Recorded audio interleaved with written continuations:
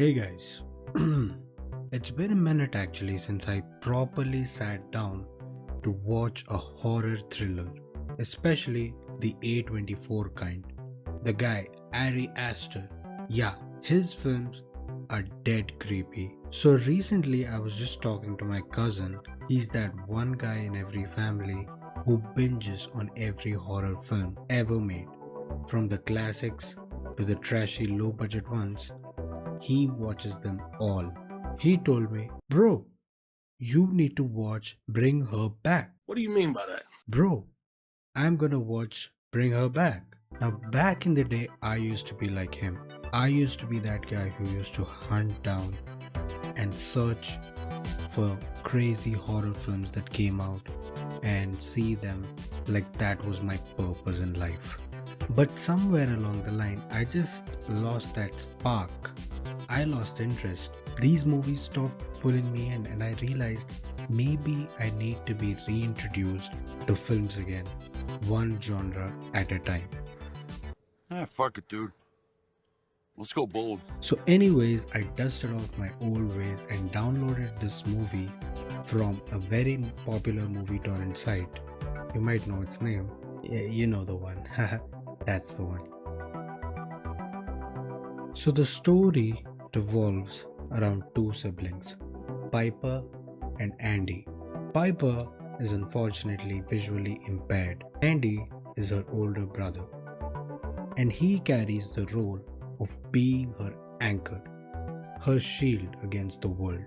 See, what I immediately loved is that A24, as always, makes their characters come first. The horror and thriller elements, they're just the seasoning on top. The real meat is the people. And Piper and Andy, they feel so real. They feel like you could pluck them out of that horror film and drop them into any other genre and they would fit there. Put them in a generic teen drama, Piper struggling with bills, Andy's trying to find love, they're both still figuring out their life. It still works. Drop them into Attack on Titan. I can literally picture Piper already giving her emotional death monologue midair. Andy swoops in the last second and snatches her out of death's claws like a shonen anime protagonist. The point is, I can see them in these scenarios because that's how well written they are.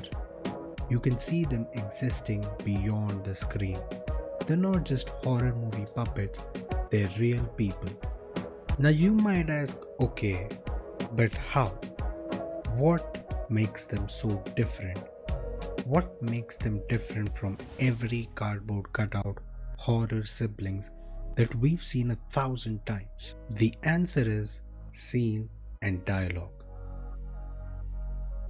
Take Piper's introduction, a simple scene, a bunch of girls waiting for the school bus. Piper approaches them, tries to blend in, she tries to talk to them, but they mock her. That's it, nothing fancy, but that's enough. In that short moment, you already know everything about these characters. Piper, she's the vulnerable one. She's got courage to put herself out there. The other girls, they're arrogant, cliquey, and the mean girls that we all know. Piper doesn't get what she wants. And that's what makes her the underdog. And we immediately root for her. Her failure there doesn't just sting, it sets her up as someone we want to see succeed. Someone we want to see find acceptance. Find people who love her for who she is, flaws and all. Then comes Andy. He's not the big brother stereotype who goes around fighting everyone. No, he is smart. He shields her from the bad stuff not by punching bullies, but by lying, by distracting, by quietly pulling her away to a safe space. He's also just a young guy figuring himself out, but he's already taken responsibility for his sister and he shoulders it without any complaint. Now that's a good man right there. We all need an Andy in our lives. And this is why the opening works so damn well.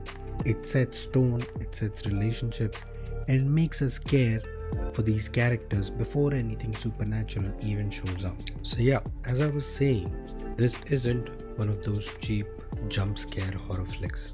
It's like a slow build, a foundation first kind of movie. It gets you invested in people before throwing shadows, whispers, and all that A24 energy at you. That's why it works. You're not scared for the characters, you're scared with them. And I'll just stop right here because I don't want to spoil it any further. If you want to know what happens to Piper and Andy in this world, go watch Bring Her Back. That's all I can say. Finally, I just want to talk about the supporting cast and some performances that stand out. I have to highlight one performance. I have to highlight the character of Laura, which is played by. She absolutely nails this role.